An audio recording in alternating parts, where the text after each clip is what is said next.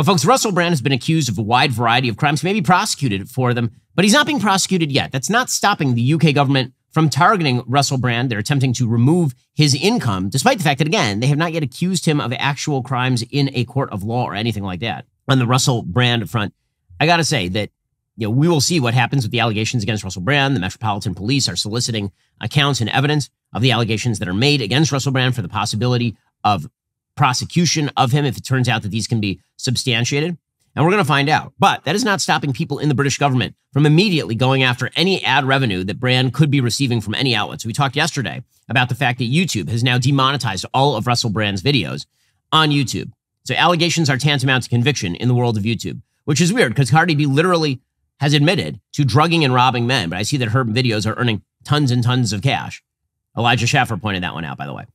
It's a good point, and it happens to be an obvious double standard. Well, now the British government is literally sending letters to Rumble. So Rumble is a video site that hosts Russell's show. And the UK Parliament, they had a committee that sent a letter to the CEO of Rumble. That letter from Dame Carolyn Deninage, the chair of the Culture, Media, and Sport Committee, wrote this letter to Rumble saying, quote, "I'm writing concerning the serious allegations regarding Russell Brand in the context of his being a content provider on Rumble with more than 1.4 million followers. The Culture, Media, and Sport Committee is raising questions with the broadcasters and production companies who previously employed Brand to examine both the culture of the industry in the past and whether that culture still prevails today. However, we are also looking at his use of social media, including on Rumble, where he issued his preemptive response to accusations made against him by the Sunday Times and Channel 4's dispatches. While we recognize that Rumble is not the creator of the content, we are concerned he may be able to profit from the content on the platform. We will be grateful if you could confirm whether Brand is able to monetize his content, including his videos related to serious accusations against him. If so, we would like to know whether Rumble intends to join YouTube in suspending Brand's ability to earn money on the platform. We would also like to know what Rumble is doing to ensure creators are not able to use the platform to undermine the welfare of victims of inappropriate and potentially illegal behavior." So you got the British government basically tacitly threatening Rumble with some sort of unspecified consequences for not demonetizing Russell Brand. Now, government working to push social media platforms to demonetize people on the basis of allegations, and the British government has so far not yet prosecuted. That's amazing. Well, Chris Pavlovsky, who's the CEO of Rumble, issued a response, quote, "Today we received an extremely disturbing letter from a committee chair in the UK Parliament. While Rumble obviously deplores sexual assault, rape, and all serious crimes, and believes that both alleged victims and the accused are entitled to a full and serious investigation, it's vital to note recent allegations against Brand have nothing to do with content on Rumble's platform. We regard it as deeply inappropriate and dangerous that the UK Parliament would attempt to control who is allowed to speak on our platform or to earn a living from doing so. Singling out an individual demanding his ban is even more disturbing given the absence of any connection between the allegations and his content on Rumble. We don't agree with the behavior of many of Rumble's creators. We refuse to penalize them for actions that have nothing to do with our platform." I mean, that should be patently obvious to anybody, but the fact that the UK Parliament is now unleashing committees to try to pressure social media companies to remove monetary compensation from Russell Brand's videos is totally crazy. I mean, that is, in fact, a violation of every free speech principle. If the government, understand what's happening here. The government has not charged Russell Brand with a crime, and yet they are now pressuring social media to remove monetary compensation from all of his videos. They're writing open letters to places like Rumble about all of this. That's wild. That's wild stuff.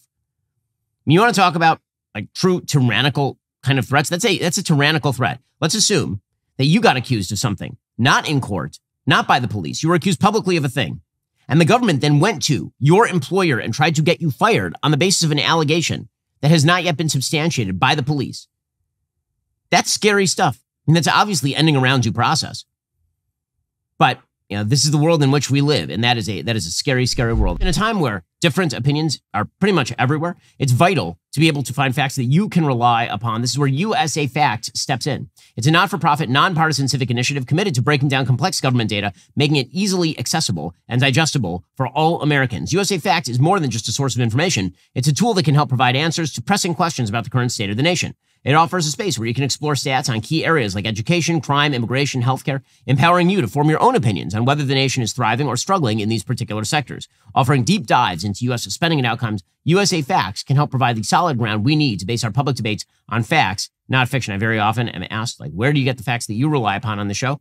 USA Facts is one place I go. This kind of transparency allows for clear, confident discussions about issues that matter most. Before you jump into that next debate, visit usafacts.org. Equip yourself with the robust data and facts that can help guide your way to more productive and factual discussions. Make your voice heard and backed by truth with usafacts.org. That's usafacts.org today.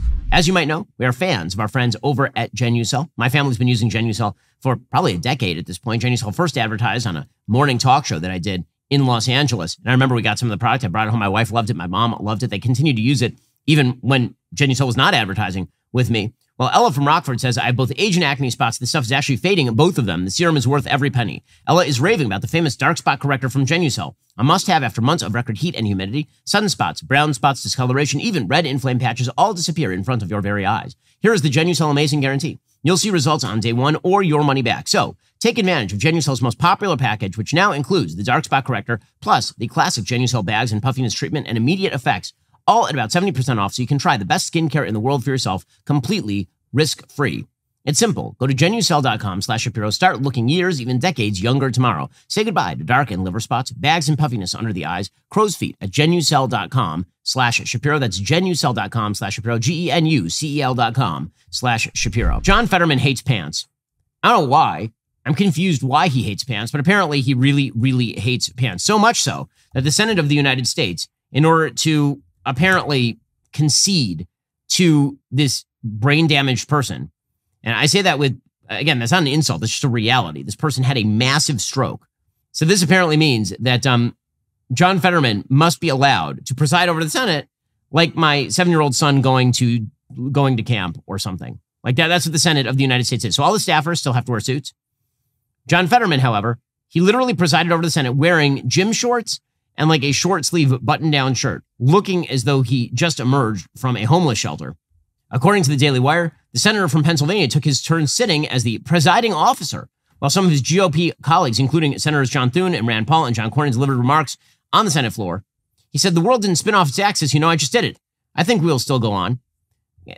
This is what we deserve. What we deserve is a country of absolute fools wearing garbage clothing onto the floor of the United States Senate. I mean, honestly, why not? At this point, why not? Our standards for our politicians are so unbelievably low that we will elect the brain damaged to high office. Why shouldn't they be able to dress as though they're attending a preschool, as opposed to the Senate of the United States? Chuck Schumer said in a statement to Axios, senators are able to choose what they wear on the Senate floor. I will continue to wear a suit. So I am declaring that all Republicans in honor of John Fetterman should declare Hawaiian Shirt Day at the U.S. Senate. It's time to wear like the ugliest Hawaiian shirt that you could possibly find, along with cargo shorts, as well as socks with sandals. That is what everyone should wear in the, why not? How about some flip-flops? They should wear flip-flops, sunglasses. Susan Collins, by the way, is threatening to wear a bikini. That's his joke by her, by the way. She actually is not going to do that, but why not? I mean, after all, if John Fetterman can wear whatever he wants because we have to make sure that we concede to the not qualified senator from Pennsylvania, why not at this point? I suppose that it makes some sense. The good news is, I guess, that the mask is off. If the United States Senate is going to be a joke, I suppose that we can get rid of all the rules pretending that it's not a joke. Are you tired of the lies and the twists of the mainstream media talking points? Yeah, me too. Join me in my newest series, Fact, where I dismantle and bring truth to this tiring mainstream agenda.